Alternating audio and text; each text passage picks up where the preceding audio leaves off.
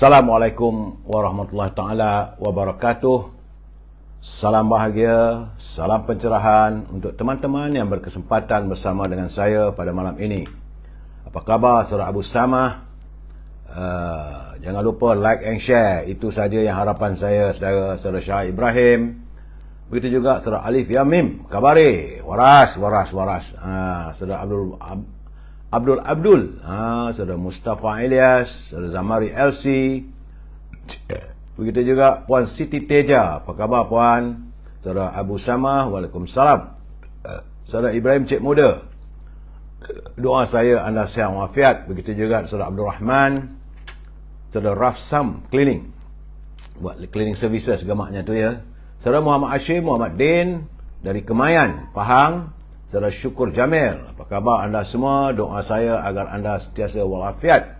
Saudara Syamsuddin, saudara Syukur Jamil, saudara Joka, saudara Salim Yasin, Wan, begitu juga dengan Muhammad Johari, saudara Syazidi, saudara Wan Ismail, Wan Abdullah. Apa khabar anda semua? Jangan lupa like, share dan subscribe. Subscribe jugalah di Instagram, kerana malam tadi teruk kena ganggu. Sekat-sekat dapat. Jadi kalau begitu, pastikan anda juga subscribe di Instagram. Like and share di Instagram, saudara. Saudara Kamal Lama, saudara Openg Temu, saudara Raf Sam Chung. Itu juga Amy Furniture, saudara Abe Kue, Abe Nur, Zoe Saleh, Rosiliah Syamsuddin. Apa khabar puan? Khabar Cikgu Din. Teruskan, terima kasih. Salam pencerahan. Saudara Abu Nems, begitu juga saudara Azrul Aidi, saudara Azrul Jalil, saudara Azli, Abdul Hamid, Puan Salinah, Awang Yusuf, Rosli Yunus, teman kita di Instagram, saudara ya, Puan Nuriah Asyad, Armarjuna, Emma Baduri, Muhammad Radhi, Abu Nems, begitu juga Wan Lah, Muhammad Radhi, Al-Jabar. Parti baru okey ke? Sekejap lagi. Saudara Syuami Ahmad, saudara Aziz Izam, Abdul Manan, saudara Aziz Izam, Yaunun Maris, Joka Wahab, saudara Murad, saudara Syafi Darman, Kopra Darus. Apa khabar? Joka Karim. Saya minta maaf yang lain-lain tu tak sempat saya santun ni ya. Puan Halimah Hashim, Jaka Linglung dari Penang. Begitu juga dengan Mae Mampih dari Sungai Buloh. Saya minta maaf saudara, sebab saya harus memberikan pencerahan malam ni, macam-macam cerita siang tadi saudara. But saya harus melaporkan, sebab semalam saya tidak dapat melaporkan kedudukan COVID-19. Mungkin gamaknya saudara Rio bercuti ya. Tapi bagaimanapun pagi-pagi tadi saudara Rio dan saudara Jamil Idris menghantar kiriman pada saya berhubung dengan kedudukan COVID-19. Ingat saudara, hari ini adalah hari Khamis, 4 Ogos, malam Jumaat saudara. Puan Rosni Kuringok, jangan lupa malam ini adalah malam seribu rahmat. Puan Mazlina, Abah bin Atan, dan saudara, elok berdoa saudara malam ini. Malam Jumaat, malam seribu rahmat, dan hari yang ke-866. COVID-19 masih lagi belum reda, nampak gayanya saudara meningkat. Semalam 4,000 lebih. Kemarin dulu ya, jadi semalam naik sampai 5,330 warga kita yang dijangkiti oleh COVID-19 ya, saudara Emily, Yaya Armin, Idris Nordin. Daripada jumlah 5,330, akhirnya jumlah sekarang ini sudah pun menjangkau 4,692,800 yang terkumpul warga kita dijangkiti oleh virus corona dalam tempoh 866 hari. Bagaimanapun, alhamdulillah, Kementerian Kesihatan berjaya menyembuhkan sekitar 4,410,282 warga kita yang dijangkiti oleh virus corona. Cuma yang tak seronoknya, semalam ada 10 kematian saudara. Kemarin 8, semalam 10 kematian. Terima kasih saudara Rio atas kiriman ya, saudara Azli, saudara Kuih Seruh, atas kiriman perkabaran tentang kedudukan COVID-19. Kerana saya melihat terdapat 15 negeri yang meningkat, jangkitan yang meningkat. Cuma susut di Johor saja, iaitu 113. Selangor angkanya begitu mengerikan, 2054. Di wilayah persekutuan 1449, di Sabah 227, semua meningkat saudara ya. Di Perak memanglah agak-agak yang tak seronok. Yup, 316 yup. Negeri Sembilan 277, Pulau Pinang memang tak cerai 155 dan Melaka 169 ya. Saudara Nizam Fikri, Muhammad Ghazali, Muhammad Hamzah, Saudara Roslan Arifin, Saudara Apik, Mustafa Hamid, total mati 35,995. Saudara, jumlah kematian yang terkumpul tengok banyaknya warga kita yang kembali ke rahmatullah, kesan daripada jangkitan COVID-19. Pecahan saya tak dapat berikan. Dan sebab itu saya mengingatkan teman-teman, jaga kebersihan. Sekarang ni musim hujan, musim sejuk-sejuk begini, tentulah memudahkan COVID-19 berjangkit secara baik. Usai penjelasan, pencerahan, terima kasih Saudara Jamil Idris dan juga Saudara Rio daripada Universiti Melaya yang begitu rajin menghantar kiriman pada kita untuk perkongsian kita bersama. Saudara Roslan Arifin, tak ada suara, saya tak tahu nak buat macam mana kalau tak ada suara tu. Yang Maya, tapi katanya ada. Sini ada ni, nampak dia. Sekejap saudara, nampak teman kita dekat Instagram dah kena kacau dah. Tak ada suara pula dah. Tapi ada pada saya yang dapatan saya di sini semua ada suara. Saudara, tak ada masalah nampak kayaknya. Itu keadaannya saudara di Instagram. Di Facebook mudah-mudahan. Sebab itu saya kata like and share. Yang Maya, yang Mawaras, Muhammad di Shah 548, Puan Rohayu Azmi. Baik saudara, kita masuk seketika. Mohon maaf untuk saya memberi pencerahan tentang e-commerce dulu. Berniaga, jangan tak berniaga. Kalau saudara ada produk, hubungi Al-Azhar di talian 011330 41241 saudara. Azhar, dia berniaga cuma wangi-wangian, iaitu setangir Al-Baqur dan juga perfum, minyak wangi daripada tanah Arab saudara. Juga gula O, ini untuk mereka yang concern pasal kesihatan. Samping itu jangan lupa Siti Farehah di talian 0177114300. Dendeng manis Siti Farehah di Lembah Kelang. Teman-teman yang ingin mendapatkan buah-buahan kiwi, ceri, anggur, apple dan sebagainya, harga di bawah harga pasaran, grade AAA, hubungi Syauqi di talian 0123575703. Dan akhirnya tentulah makanan kegemaran saya, iaitu popiah sira Lady Maria. Hubungi Nizam 0194351203. Nikmatilah popiah sira Lady Maria, pedas, rangup dan manis. Saudara Abdul Manap, loud and clear dari Duran Tunggal Melaka. Saudara Bun Mustafa, Puan Noraini, Aunty Eli. Begitu juga Remy Nem, Saudara Mahazir Hashim, Dogol Dol. Nama sedap-sedap. Saudara Zamzuri. Baik saudara, kita masuk segmen naluri kehidupan. Kena laju sikit hari ni. Banyak benda yang nak perlu diberi pencerahannya saudara. Sebenarnya saudara, penyakit batin merupakan penyakit yang tidak dapat dielak oleh mata kasar, tetapi dapat dipastikan berdasarkan pada tindak tanduk kita, daripada tingkah laku kita, serta percakapan kepada mereka yang suka kepada kemaksiatan. Dalam arti kata lain, penyakit batin bersangkut paut dengan penyakit rohani. Ingat saudara, ini bukan lemah tenaga batin. Penyakit batin, penyakit dalaman, penyakit jiwa lah saudara. Antara contoh penyakit ini adalah hasad, iaitu dengki, takabur, sombong, angkuh, suka memfitnah, memecah belahkan masyarakat, atau yang berkaitan dengan perbuatan yang negatif. Apakah tindakan kita anda mengalami penyakit ini?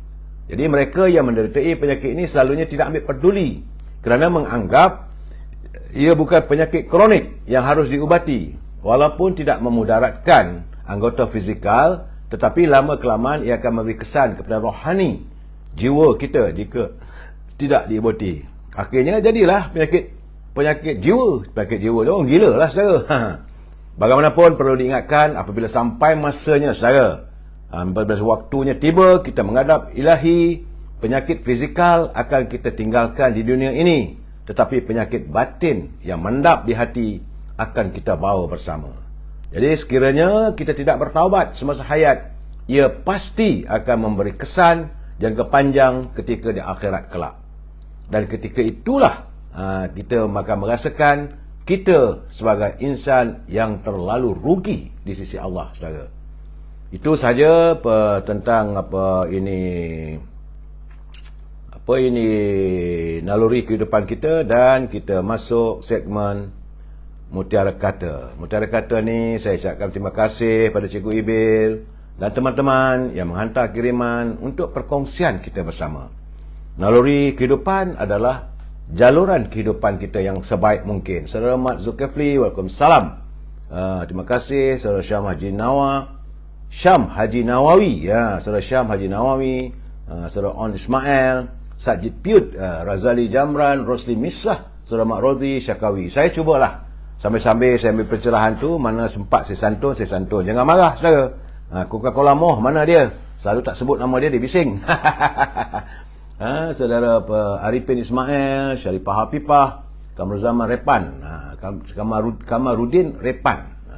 Baik, saudara, kita masuk segmen Mutiara Kata. Menurut Cikgu Ibil, katanya, yang teramat mudah untuk dilakukan adalah mencari kesalahan orang lain.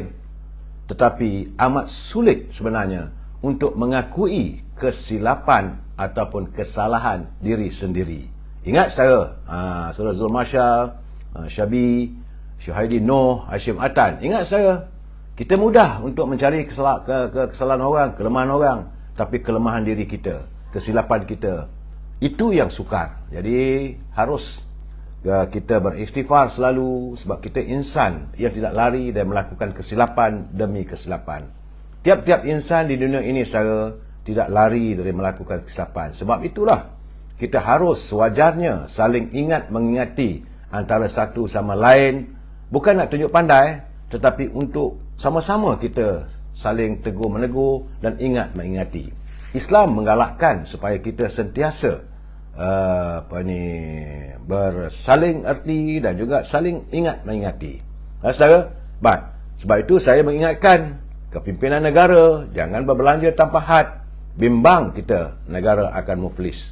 Siang tadi saya berkesempatan bersama dengan Yang Berhormat Mulia Tengku Razali Hamzah. Bersama dengan saya adalah Ustaz Husyam. Ustaz Ahmad Husyam adalah penceramah dan pendakwah yang begitu, saya kata, Ustaz Cengeng, yang begitu hebat dalam pencerahannya, bersama-sama dengan siapa lagi, Zamil Ibrahim. Dia ni lain tak adalah, ini pejuang tega, kata Yang Berhormat Mulia Tengku Razali, saudara. Jadi kami berbual sampailah dekat nak maghrib tadi. Kemudian Ustaz Usyam belanja saya makan. Inilah kelang kabut saya balik sini, saudara. Kalau cium bau tak baik tu, makna bau badan saya lah, tak sempat nak mandi, saudara. Pak Dian Dek, Manpol, Ros. Baik, saudara, tajuk bicara kita malam ini adalah rakyat dikelirukan. Apa yang saya maksudkan dengan rakyat dikelirukan? Kita santun dulu pantun Pak Nazir lah, saudara Muhammad Azmi Ali. Jangan lupa, saudara, like, share, subscribe. Saya bila Muhammad Azmi Muhammad Ali hadir ni, saya mesti mengingatkan teman-teman supaya subscribe, like dan share. Minta pada teman-teman, saudara. Saudara Arif Ibrahim, terima kasih kiriman bintang. Saudara Pak Din, Manpol dan Ros. Baik, saudara, saya berterima kasih kepada Pak Nazil saban hari menghantar kiriman pantun untuk berkongsi, untuk perkongsian kita bersama, saudara. Kata Pak Nazil, cili-cili si cili padi, sayur kelisa si kacang botok. Buruk peribadi orang ke tepi, baru terasa dirinya kotor. Jadi bila orang dah tak nak sama dengan kita, baru kita tahu bahawa diri kita ni kotor. Bila kita disisihkan, kotor bukan kerana fizikal saja, tapi kerana sikap kita, cara kita, berbual kita saja yang betul. Kemudian tambah Pak Nazir lagi, gulai gelama sayur kelisa, goreng berhalia si ikan kembung. Sudah lama memegang kuasa, semakin tua semakin sombong. Itu keadaannya. Patutnya dah tua-tua ni perbanyakkanlah duduk di tikar semayang. Ini semakin sombong, saudara. Baik, saudara, terima kasih Pak Nazil atas kiriman pantun yang penuh dengan pengertian. Kita bedah seketika ini segmen Gedung Ilmu. ya, daripada buku terbitan Dewan Bahasa, iaitu buku tulisan karya Pendeta Zakbar, saudara. Pendeta Zakbar merupakan pemikir Melayu abad 20. Banyak buah fikirannya yang berguna untuk kita santuni bersama, saudara. Jadi buku ini berjudul Perangai Bergantung Kepada Diri Sendiri. Saudara, saya cuba untuk membedah ataupun mentafsirkan pengertian-pengertian yang diukirkan, yang dicatatkan oleh Allahyarham Pendeta Zakbar. Katanya, kita telah berbicara persoalan kewajipan bergantung pada diri sendiri untuk menyusuri hidup di dunia sebagai usaha menjadikan hidup kita lebih bererti, di samping mengangkat darjat serta jati diri kita. Di samping itu, kita juga mahukan agar setiap insan di dunia tidak meletakkan pergantungan hidupnya kepada orang lain dengan sentiasa memegang prinsip setiap perangai bergantung pada dirinya sendiri. Namun begitu, saudara, mungkin ramai yang tidak dapat melihat bagaimana Allah menetapkan bahawa setiap kehidupan dunia ini, balasan di akhirat nanti hanyalah atas tindakan serta perbuatan kita sendiri. Bukan perbuatan orang, saudara, perbuatan kita. Tidak mungkin kita dapat memperoleh pahala ataupun bekalan di akhirat dengan hanya mengharapkan ia dilakukan oleh orang lain. Cucu saya nak masuk sekejap ni. Okey, cucu saya ni sentiasa hadir. Dia juga adalah teman solat saya, saudara. Dalam solat, apa yang kita lakukan, di situlah letaknya pahala, buruk atau baik, yang kita mengharapkan hasilnya di akhirat kelak, saudara. Begitu juga dalam berpuasa. Kita mengerjakan puasa, kita yang buat, bukan orang lain yang buat. Kita mengerjakan ibadat haji, bukan orang buat haji untuk kita. Memang ada kadang-kadang ambil upah, buat haji. Tapi perlakuan kita sendiri, saudara. Kemudian semua itu kita lakukan sendiri dengan tidak mengharapkan bantuan orang lain. Mana mungkin kita mengemis pahala sebagai bekalan di akhirat. Pahala ni tak boleh nak dikemis. Kita tak boleh minta sedekah, tolonglah saya minta pahala. Tak boleh. Kita yang melakukan sendiri. Dan bukan oleh orang lain. Kerana itulah kita mencoretkan kehidupan di dunia ini serta di akhirat nanti tanpa mengemis maupun bergantung pada orang lain. Ingat, saudara,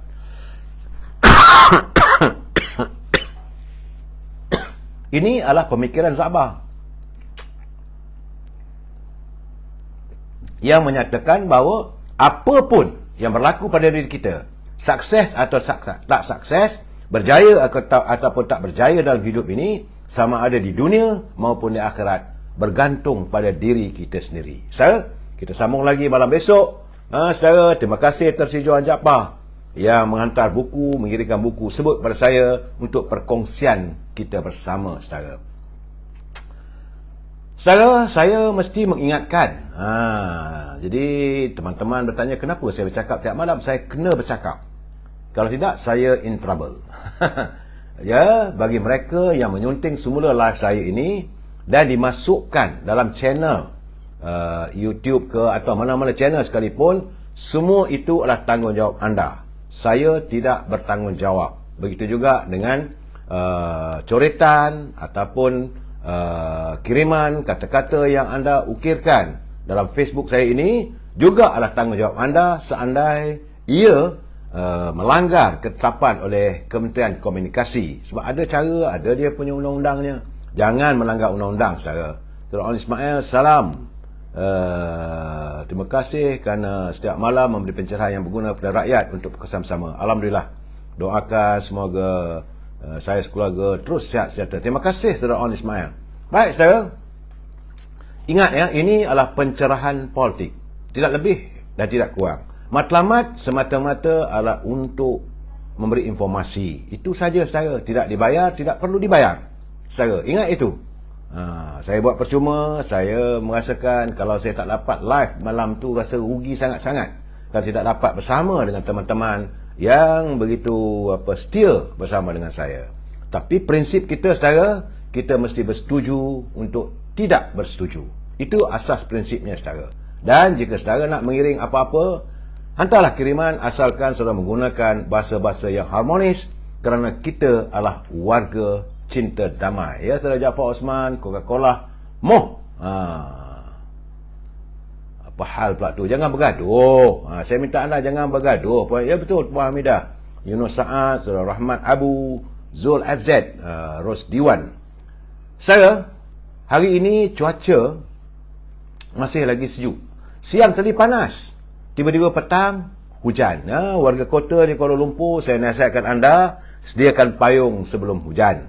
Dan kalau boleh, naiklah kenderaan yang disediakan di prasarana, iaitu macam LRT ke MRT, taklah terjebak dalam tersangkut dalam jam ataupun deretan kereta lambat balik ke rumah. Letakkan kereta anda di mana tempat letak kereta, di LRT station ataupun MRT station, mudah.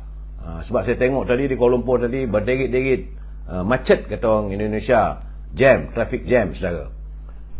Dalam pada itu, dalam musim hujan ni, jaga kesihatan, saudara. Pastikan anda menjaga kesihatan kerana musim hujan mudah dijangkiti oleh virus corona, saudara. Apa khabar Ating? Nur Hayati Yati, terima kasih. Idris Awang, tahan mari. Ya, saudara Taram Shah Saleh daripada Muar, katanya cuaca mendung. Di sini hujan. Ya, saudara Nazarin Nordin, saudara Yusuf Hasim, terima kasih, saudara. Sebenarnya semalam kita mendapat berita duka, iaitu jaguh badminton negara. Saya kena beri penjelasan juga.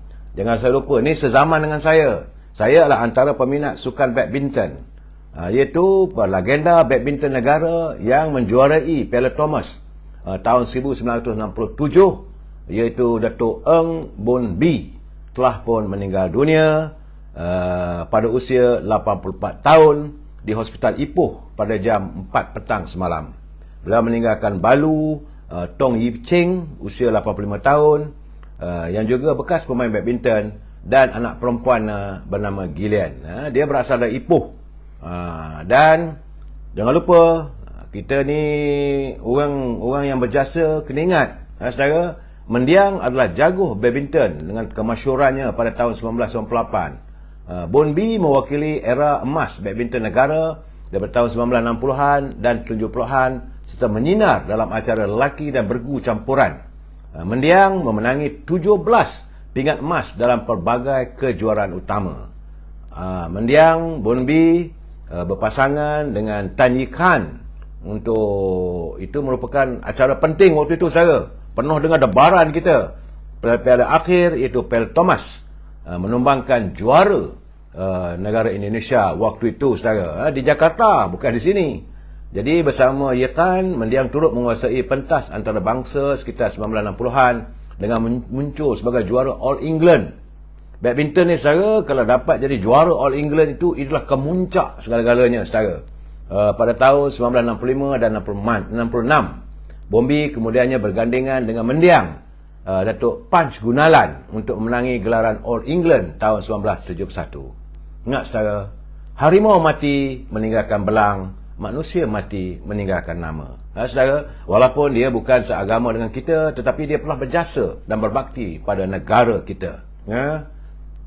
Baik, saudara, dalam usai kita cerita tentang Piala Thomas, tapi lepas itu sampai sekarang ni, tak tahu apa nasib lagi kita. Mudah-mudahan Piala Thomas ini dapatlah kita kembalikan. Lama sangat kita rindu untuk mendapatkan Piala Thomas. Saya mendapat berita malam tadi agak tidak menyenangkan apabila laporan daripada Ketua Audit Negara tahun 2021 siri 1. Kerana dalam laporan Ketua Audit Negara, laporan Ketua Audit Negara, bantuan basmi kemiskinan bandar rupanya tidak diagihkan seimbang dan tepat. Sebagaimana yang saya katakan, saudara, bantuan yang diluluskan untuk program pembangsian kemiskinan bandar PPKB untuk meningkatkan kualiti hidup keluarga B40 di bandar tidak diagihkan secara seimbang dan tepat kepada golongan sasar. Itu bukan saya, itu adalah laporan daripada Ketua Audit Negara. PPKB adalah program dilaksanakan oleh Kementerian Perumahan dan Kerajaan Tempatan, dan ia merangkumi beberapa inisiatif, program baik pulih rumah, program rumah sejahtera, program pemerkasaan ekonomi komuniti bandar. Rupa-rupanya tak kesampaian. Malahan sebab itu belum kita nak audit lagi. Belum lagi Ketua Audit Negara akan mengaudit tentang 600 bilion yang dikatakan digunakan untuk rancangan ekonomi negara. Waktu negara dipimpin oleh Tan Sri Muhyiddin Yassin. Nah, saudara, ini keadaan. Saya harus melaporkan. Kalau ada laporan daripada Ketua Audit Negara ataupun daripada Parlimen, saya harus mewawarkan. Sebab rakyat nak tanya. Waktu itu, karenanya bantuan untuk Makcik Limah, Makcik Kia, Pak Saleh dan sebagainya, apakah mencapai sasaran? Yakin saya dengan adanya birokrasi yang begitu sukar, sampai hari ini pun masih ramai lagi tak dapat bantuan keluarga Malaysia. Itu keadaannya.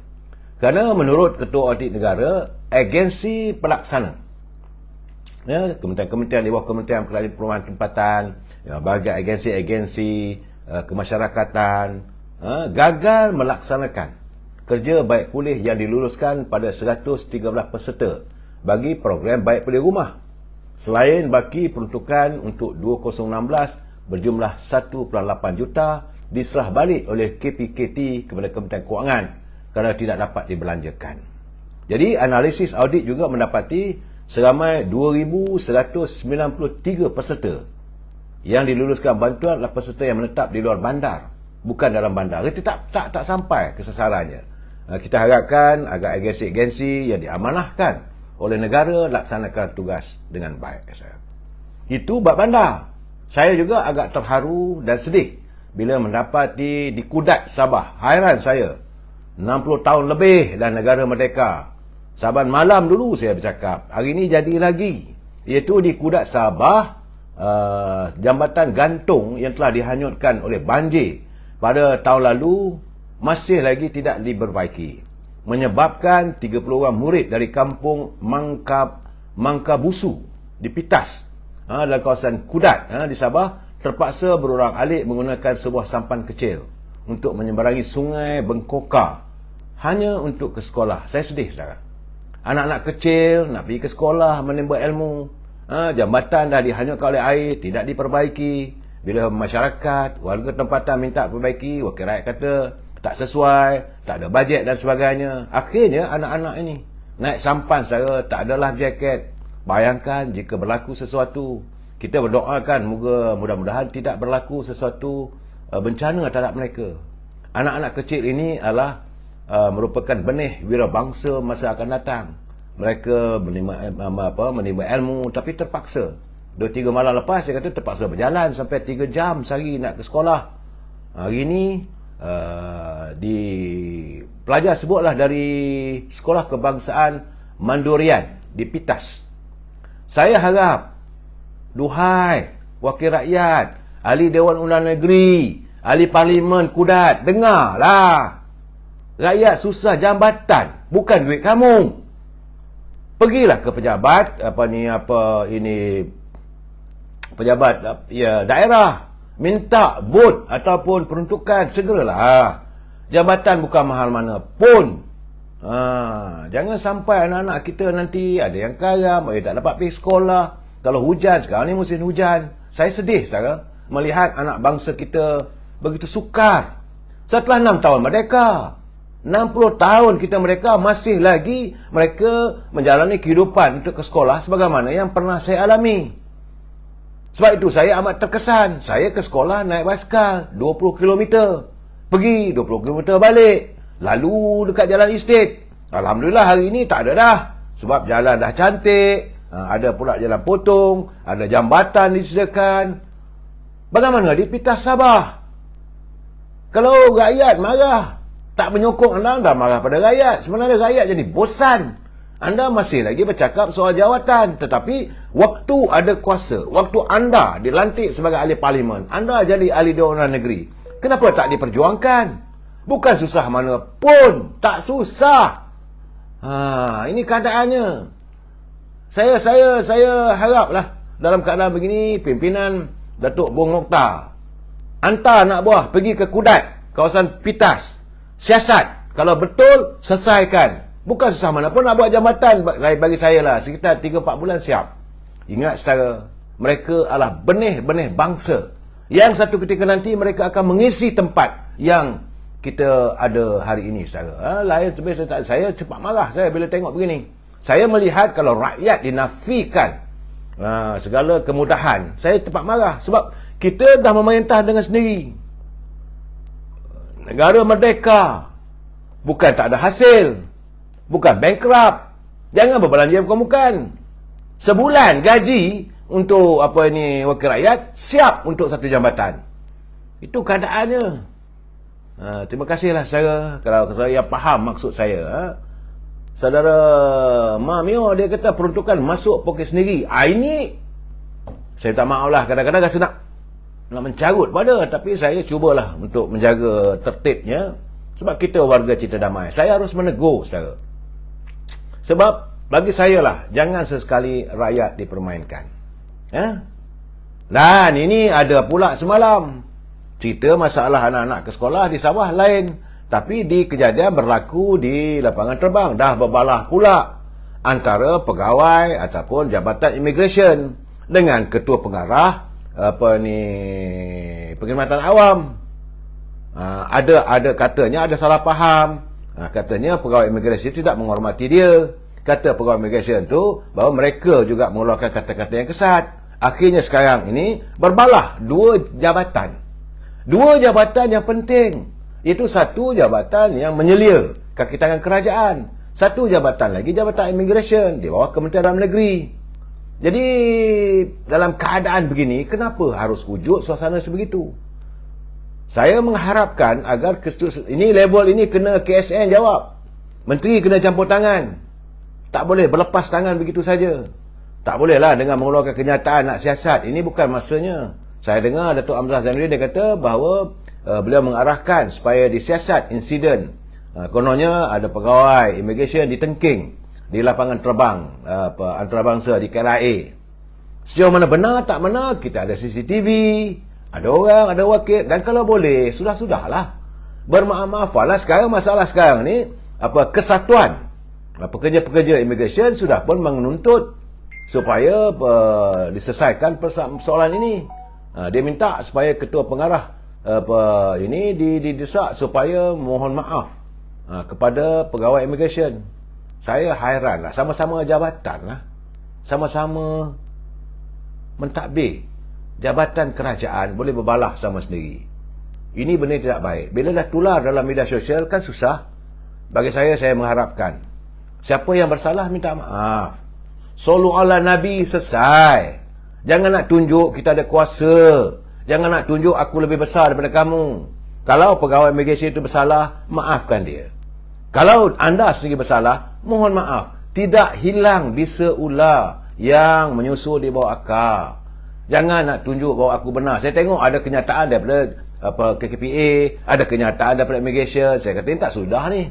Ini masalah tak selesai kalau macam ni. Saling tunding menunding. Apa maumu? Sebenarnya ketua pengarah tu nak apa? Immigration sekarang nak apa? Kalau nak minta maaf lah, habis selesai. Jangan dipanjang-panjangkan. Malu kita saudara. Bila sekarang ini berita sekarang ni satu dunia dapat tahu.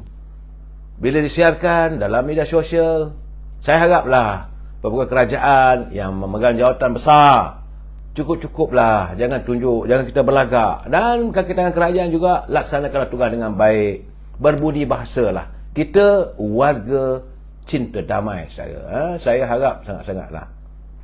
Kerana hari ini kabarnya pula saya tak dapat tahu bahawa menurut pada ini menteri di Jabatan Perdana Menteri Awak Undang-Undang Datuk Wan Junaidi, dia menyatakan bahawa Suruhanjaya Pencegahan Rasuah sedang menyemak kertas siasatan berhubung dakwaan salah guna yang dilakukan oleh menteri di Jabatan Perdana Menteri, itu Datuk Mustafa Mohamad serta dua lagi timbalan menteri.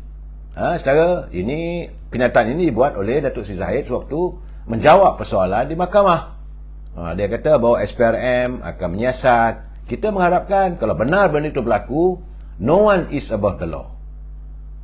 Tidak ada sesiapa pun mengatasi undang-undang. Siasat macam tadi sahabat saya Zamir Ibrahim, dia menjerit lah. Dia kata sekadar siasat, lepas tu apa nak jadi? Kemana pergi kertas siasatan? Kalau benar itu ada, bawa ke mahkamah. Mereka yang mana perlu dihukum, dihukumlah. Jangan dibiarkan berterusan, didiamkan. Segala masalah disimpan ataupun disorok di bawah permaidani. Peribahasa mengatakan begitu, saudara. Do not sweep the dirt beyond the carpet, under the carpet. Kita mesti, kalau tak betul, cakapkan tak betul. Kalau ada penyelewengan, apa ada masalah, mantan Perdana Menteri pun dah seret ke mahkamah, mantan timbalan Perdana Menteri pun dibawa ke mahkamah. Apa bezanya menteri? Apa bezanya timbalan menteri? Kalau mereka melakukan kesilapan. Sebab itu, sekarang ni saya terima kasih juga pada SPRM kerana Suruhanjaya Pencegah Rasuah semalam telah menahan 8 individu, termasuk seorang ketua pegawai eksekutif sebuah syarikat teknologi maklumat kerana disyaki menerima rasuah sebagai balasan membantu majikan ataupun ejen dalam proses mendapatkan kota pekerja asing. Saya selalu katakan, ini perniagaan hamba abdi, saudara. Ini perniagaan wow. Jual orang lebih untung daripada jual unta. Sebab lihat sendiri, macam-macam kita dengar. Bukan satu perkara, bukan dua perkara, macam-macam kita dah dengar cerita. Sepatutnya diusahakan. Saya ucapkan tahniah kepada Suruhanjaya Pencegah Rasuah kerana telah pun menahan ketua eksekutif, saudara. Dan 8 orang kaki tangan telah pun ditahan. Kesan daripada terjebak dalam kegiatan rasuah. Menurut pengarah kanan Siasat SPRM, Saudara Syamudin Hashim, beliau mengesahkan penahanan riman tersebut. Kes disiasat mengikut Seksyen 16 dalam kurungan A Akta SPRM 2009. Saudara, apa nak jadi negara saya ni? Parlimen sekian hampir untuk dibubarkan, saudara. Dan bila kita merasakan Yang Amat Berhormat Datuk Ismail Sabri telah mengumumkan pemilihan parti UMNO akan diadakan selepas musim pilihan raya, ertinya pilihan raya akan berlaku dalam tahun ini. Tapi apabila banyak orang mengatakan bahawa tindakan tersebut dilihat seolah-olah Datuk Ismail Sabri melakukan U-turn, nak anjak sampai tahun depan, tapi nampaknya tahun ini. Dan ini mengakibatkan kluster. Mereka di Putrajaya teraba-raba mencari upaya bagaimana untung nasib mereka. Kalau mau report lah, kita report lah apa yang patut, ya. Jadi sumber dalaman maklumkan, ini kata edisi siasat, bahawa Yang Amat Berhormat Datuk Ismail Sabri jangka akan memohon Parlimen dibubarkan. Sebenarnya, saudara, petang tadi Yang Amat Berhormat Perdana Menteri telah pun menghadiri mesyuarat Biro Politik UMNO Malaysia. Top 5 dah pun berbincang. Biro Politik pun juga telah berbincang. Dapatan daripada mesyuarat Biro Politik petang tadi diangkat ke Majlis Tinggi malam ini. Saat ini, saudara, saya dipahamkan Majlis Kerja Tinggi UMNO sedang bersidang. Yang Amat Berhormat Perdana Menteri juga kabarnya hadir sama. Jadi tentulah agenda yang dibincangkan tidak lain tak bukan adalah tentang bila sebenarnya Parlimen akan dibubarkan. Saya cakap terus terang bahawa Parlimen akan dibubarkan seusai pandai pandangan saya. Saudara, ini pandangan saya. Mestilah selepas sahaja sidang Parlimen. Hari ini persidangan Parlimen terakhir. Hari ini hari Khamis, habis dah mesyuarat Parlimen.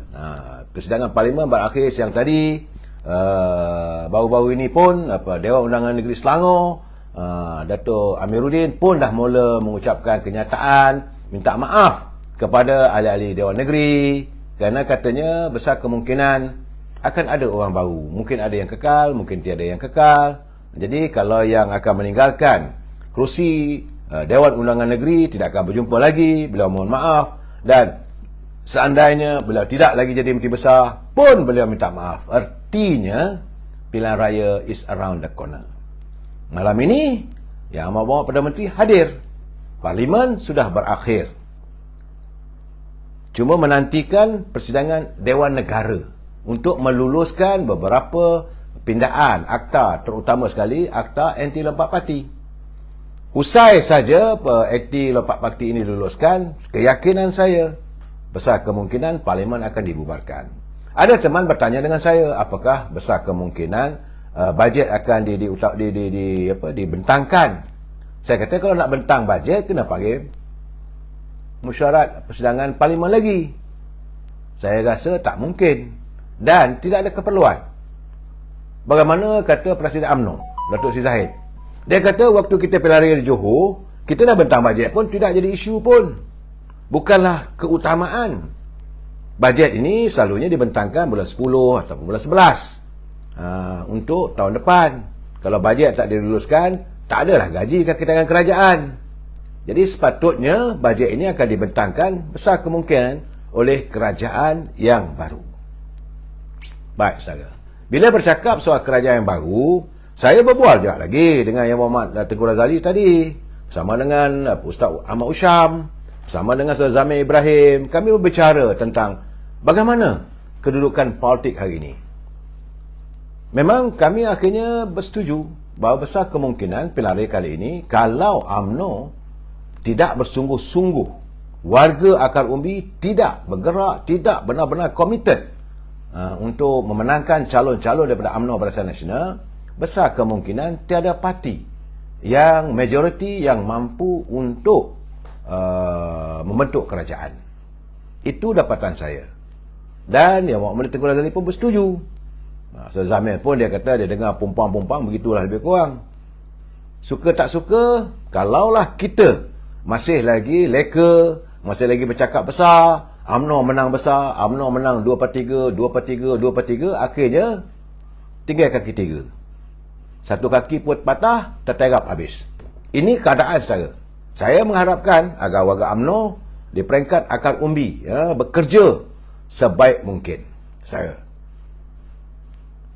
Semalam, besoklah kabarnya, untuk nasib 4 adun di Pulau Pinang akan ditentukan oleh Dewan Undangan Negeri Pulau Pinang pula, berhubung dengan keputusan mahkamah semalam, di mana Tengku Maimun bersama dengan 7 orang hakim telah memutuskan bahawa 4 orang, iaitu Dr. Afifi Badarudin, ahli Dewan Undangan Negeri Seberang Jaya, beliau merupakan bekas ahli Parti Keadilan, Saudara Zulkifli Ibrahim, ahli Dewan Negeri Sungai Aceh, juga wakil daripada PKR, Saudara Khalid Mehtab Mat Ishak daripada kawasan Bertam, ahli Bersatu dan Pro pada Perikatan Nasional, dan Zulkifli Mat Lazim, adun kawasan Teluk Bahang, juga merupakan ahli Bersatu Pro Perikatan Nasional. Keempat-empat mereka akan ditentukan nasib apakah kelayakan mereka sebagai ahli Dewan Undangan Negeri itu layak ataupun tak layak kerana telah melakukan lompat parti. Tunggu besok, saudara. Dan berbalik kepada tentang pilihan raya, saya melihat bahawa kedudukan pilihan raya negara is around the corner. Mungkin kita tunggulah apa pula ketetapan atau kenyataan yang akan dikeluarkan oleh Setiausaha Agung.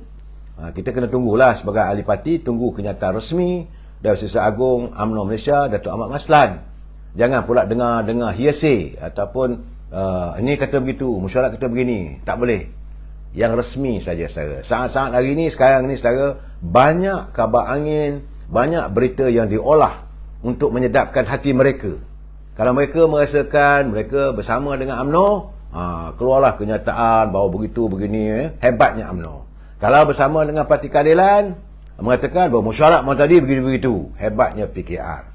Kalau daripada PAS, pun sama juga. Tetapi, sebagaimana yang saya nyatakan semalam, hari ini, ternyata Tuan Dr. Mahathir Mohamad telah pun mengumumkan bahawa gagasan parti tanah airnya, iaitu yang saya katakan gagasan Parti Nasional, ditubuhkan.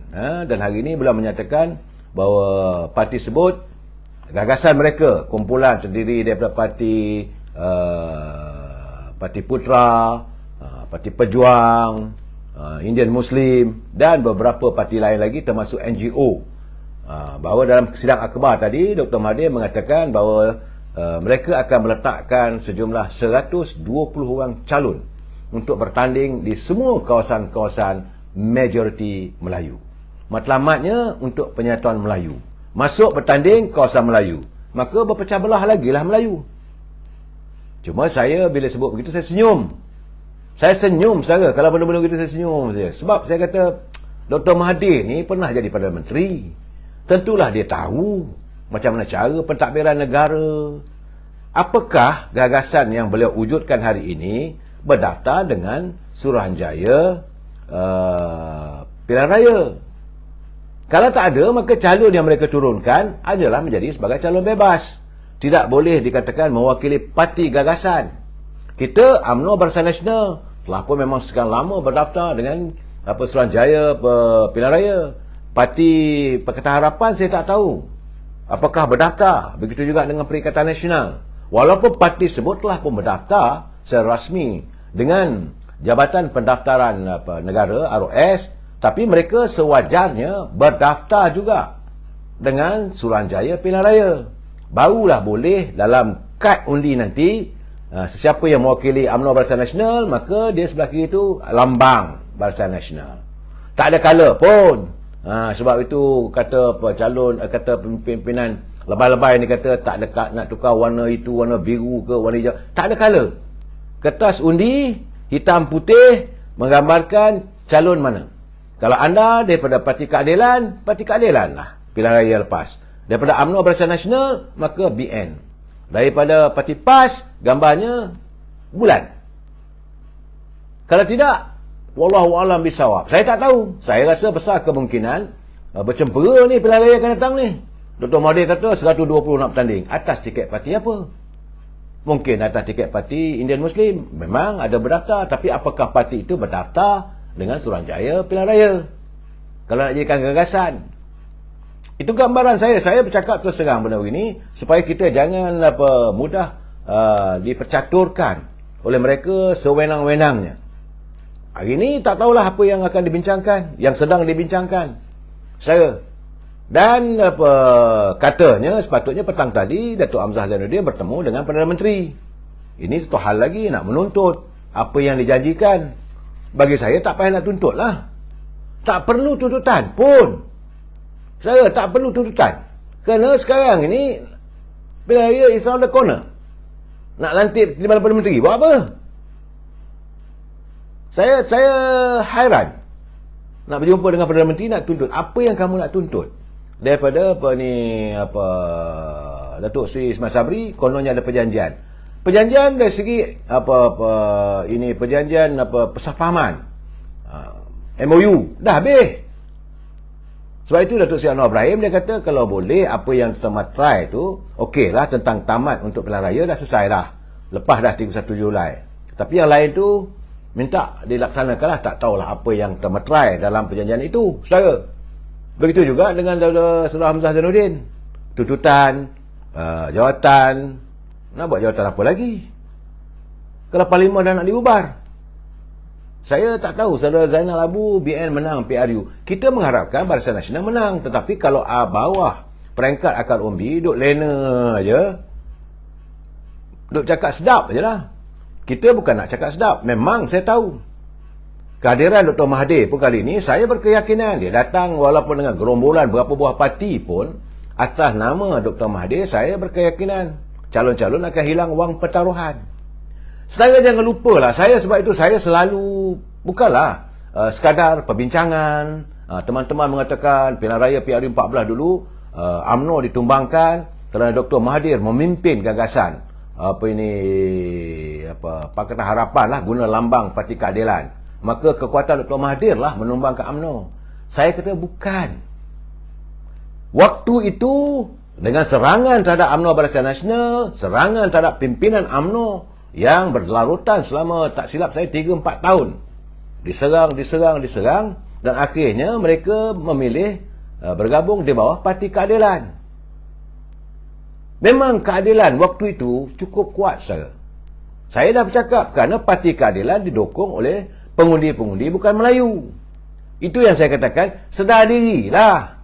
Sama ada anda daripada MIC ke, sama anda daripada MCA ke, kena sedar diri. Usahakan untuk mendapat sokongan pengundi bukan Melayu. Kerana mereka mengikut, kalau aliran pemikirannya A lah. Ditentukan oleh DAP. Kalau DAP kata B lah mereka. Jangan kita nafikan bahawa kekuatan Parti Keadilan ni ada. Saya nak bagi tahu. Dulu dia kata, oh itu hari kerana Dr. Mahathir memimpin, jadi strong. No. Bukti. Bertanding di Johor pun hilang wang pertaruhan. Semua. Kalau dia betul-betul kuat, parti Dr. Mahathir sendiri. Paling tidak pun tak adalah hilang wang pertaruhan.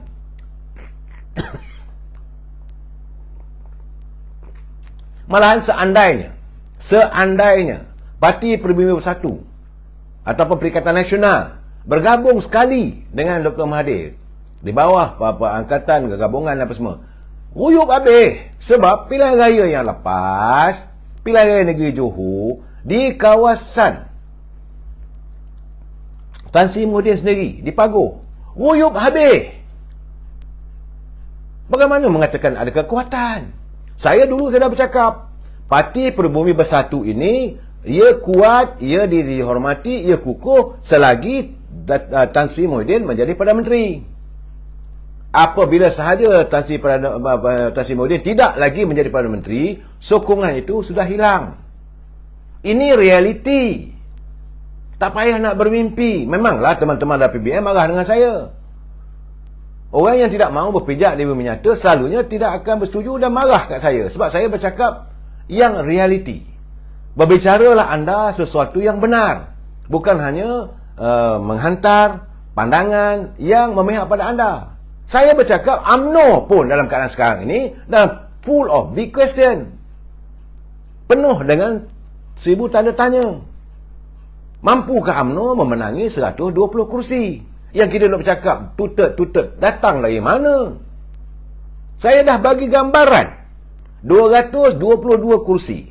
55 itu milik Sabah dan Sarawak. Terpulanglah rakyat Sabah dan Sarawak untuk memilih siapa. Memang di Sabah ada UMNO di 24 kursi situ.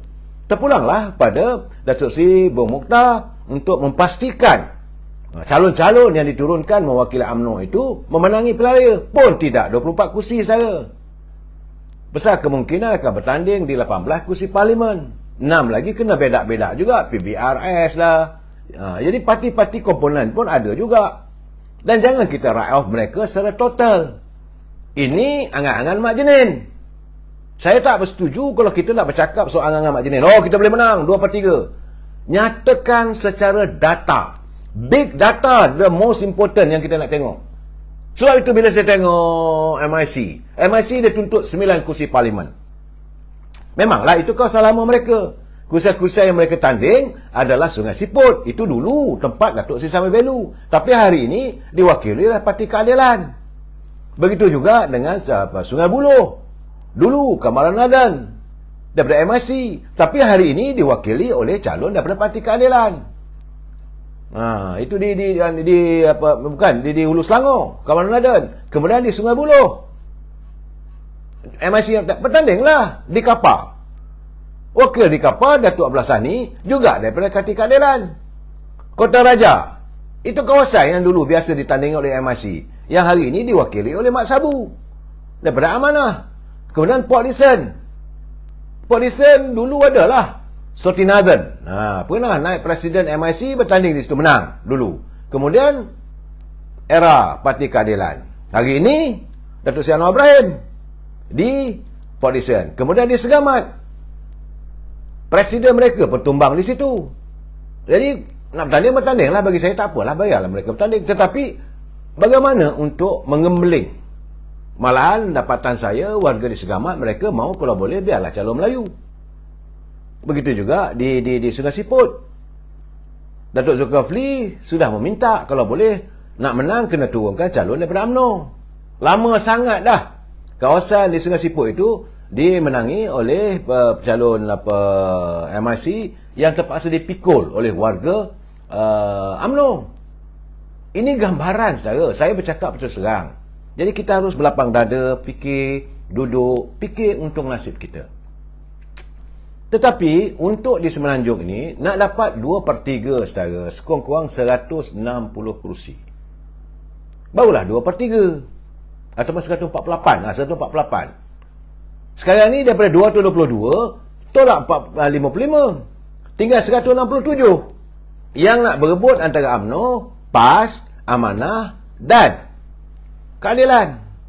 Dr. Mahathir masuk bertanding, silakan. Dipersilakan, tak ada masalah. Sebab konon-kononnya lah bahawa Dr. Mahathir membawa satu era baru, gagasan politik, demi untuk Melayu Islam nak disatukan. Siapa sebenarnya yang memecahkan Melayu ni? Siapa sebenarnya? Dan hari ini kamu nak menyantuni Melayu. Tadi saya lontarkan persoalan saya pada Yang Muhammad Tengku Razali. Dia gelak. Dia kata perpecahan Melayu itu, waktu dia mencabar Dr. Mahathir, waktu itulah berlakunya perpecahan Melayu yang paling besar sekali. Kerana waktu itu Tengku Razali membawa era untuk meneruskan agenda dasar ekonomi baru. Dr. Mahathir meneruskan agenda pensuasaan di mana kek ekonomi tidak mahu dikongsi dengan rakyat keseluruhan. Hanya untuk kroni. Ini masalah pertama sekali. Dan sekarang ni nak santun Melayu. Cuba lihat sekarang. Tak berhenti bergaduh. Saya lihat kononnya menyatu padakan orang Melayu. Jadi selama ni dia lupa siapa sebenarnya yang memecah belah kaum orang Melayu. Dia bergaduh dengan Anwar Ibrahim 30 tahun saya. Akhirnya wujud Parti Keadilan. Yang berpecah siapa? Melayu sama Melayu. Kemudian dia bergaduh dengan Pak Lah 15 tahun. Yang bergaduh siapa? Antara Melayu dengan Melayu. Kemudian dia bergaduh dengan Si Najib. Wujudkan pula parti itu dan parti ini 7 tahun. Apa yang berlaku? Perpecahan juga. Kalah di Johor, hilang deposit, masih tak sedar diri. Jadi saya melihat tindakan Tun Mahathir ini bukan nak menyatukan Melayu. Untuk memecahkan Melayu, memudahkan parti yang dominan bukan Melayu, parti DAP. Saya tidak membenci pada DAP secara keseluruhan. Tetapi kena sedar, kalau sekarang ni yang sebenarnya the kingmaker in Malaysian politics, suka tak suka, kita kena terima hakikat bahawa bila lepas saja pilihan raya nanti, yang terpaksa menentukan gabungan ini adalah antara DAP dengan mana-mana parti yang lain. Tetapi seandainya warga UMNO bekerja keras di tiap-tiap kawasan kursi parlimen, pastikan daripada 120 calon yang diturunkan oleh UMNO ini dimenangi oleh calon-calon daripada UMNO, bolehlah kita bercakap. Ketepikan DAP in total. Kalau tidak nak tubuh kerajaan pun susah. Saudara, jangan lupa ni, saya kadang-kadang saya bercakap dengan kawan-kawan. Pilihan raya 2018, itu PRU 14, bukan kerana kekuatan Dr. Mahathir. Saya menafikan. Kekuatan itu, kalau dia menang, kalau dia kuat, takkanlah parti dia menang 13 kursi saja. Waktu itu dalam Parti Berbumi lah, PBM. Yang akhirnya dia minta supaya Datuk Zahid bawa ahli-ahli Parlimen UMNO, bawa ahli-ahli UMNO menyertai PBM. Taktikal politiknya. Bila Datuk Seri Zahid tak mahu menyertai parti itu, charge the court. Waktu itu dia Perdana Menteri. Saudara. Dan hari ini dia cuba nak mewujudkan lagi kononnya Melayu Islam. Saya kata berhentilah menjaja soal perjuangan Melayu Islam ni. Bukan tak boleh, tetapi bagi saya di mana kejujuran anda untuk menjual ataupun benar-benar melaksanakan perjuangan demi agama, bangsa dan negara ini benar-benar anda lakukan. Kerana kehadiran anda dilihat seorang memecah belahkan lagi. Kalau dulu kita cuma ada satu, UMNO Barisan, cuma kita bertempur dengan PAS saja. Hari ini berapa banyak parti Melayu yang wujud. Kena terima hakikat. Sebab itu Tengku Razali kata tadi, dia kata dia redha untuk membubarkan Semangat 46, untuk membawa semua ahli-ahlinya menyertai UMNO demi penyatuan ummah, demi untuk orang Melayu bersatu padu. Ini tidak dilihat sebagai satu tindakan lapang dada. Ini gambaran saudara. Dan Dr. Mahathir masih terus. Bila dia bergaduh pula dengan Tan Sri Muhyiddin, dia keluar daripada PBM, tubuh Parti Pejuang. Ada Parti PBM, ada Parti Pejuang, memecahkan undi orang Melayu. Macam mana nak menyatukan? Saya tak nampak. Tapi tak apalah. Saya harap supaya warga UMNO sedar benda ni. Sebab itu kita pastikan bahawa sokongan ataupun mereka yang selama ini sympathizer ataupun bersama dengan UMNO ini meneruskan keyakinan. Saya yakin memang rakyat ramai sudah pun mau kembali kepada UMNO Barisan Nasional. Itu jelas. Tetapi parti yang bersama dalam Barisan Nasional seperti MCA harus berusaha mengukuhkan lagi keyakinan warga pengundi bukan Melayu, supaya tidak terus didogma ataupun dikongkong ataupun dikuasai oleh parti DAP. Selagi DAP masih lagi menjadi dominan di kawasan-kawasan yang telah pun mereka jadi ahli parlimennya, tapi mereka sedang pun mara untuk mencari sokongan lebih lagi. Sebab itu DAP meletakkan calon-calon bukan Melayu, calon-calon Melayu di kawasan yang ada lebihan sedikit, dalam 60% Melayu pun dia hantar. Sebab dia ada kelebihan undi sokongan daripada katanya bahawa mereka ada sokongan warga keturunan Cina. Saya tidak bercakap soal rasis, saudara. Saya bercakap soal realiti. Sebab itu, ahli UMNO kena kerja keras. You have to make a move. Laksanakan program.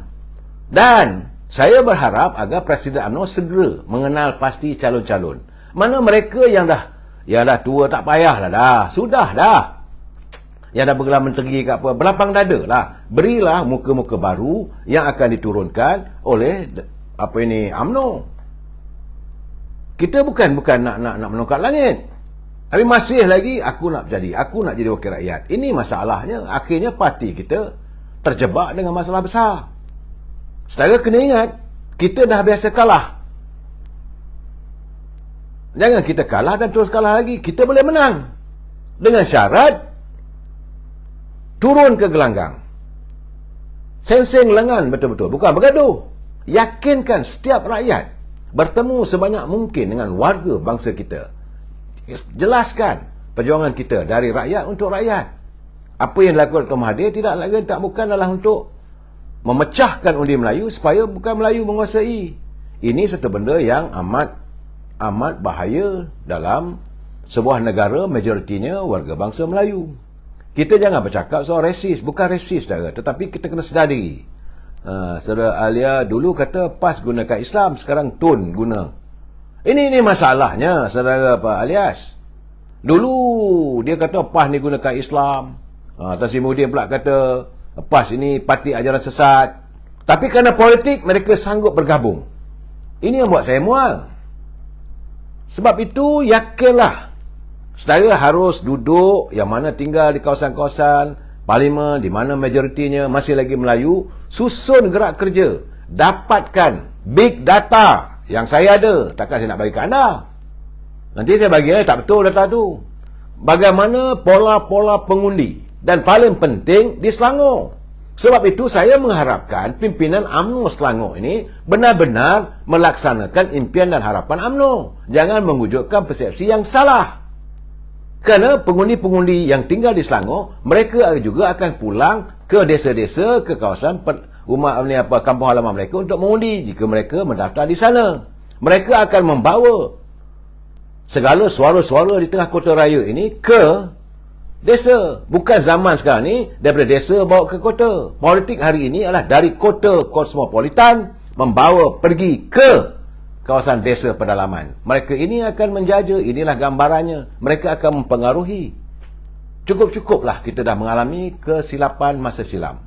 Jangan lagi kita meneruskan pemikiran kita, kita menang besar. No, kita mesti berjiwa besar, menurunkan sepenuh tenaga untuk memastikan agar pilihan raya kali ini benar-benar kita dapat menebus, kita benar-benar dapat bangkit semula. UMNO perlu bangkit. Tetapi saya cakap terus terang, sekiranya kita terleka, kita terlena, maka besar kemungkinan kita akan jadi parti pembangkang lagi. Waktu itu, minta maaf lah, menangis air mata darah sekalipun, segalanya tidak akan kembali lagi. Berdoa pada Allah SWT supaya apa yang telah kita alami selama 22 bulan, rakyat hidup dengan penuh keseksaan, diteruskan dengan Perikatan Nasional, tak kurung dan sebagainya, ekonomi mengudum. Saudara, saya ingin berpesan, jangan biarkan, jangan gadaikan masa depan generasi kita. Kita jumpa lagi besok. Wabillahi taufiq wal hidayah. Assalamualaikum warahmatullahi taala wabarakatuh. Selamat malam.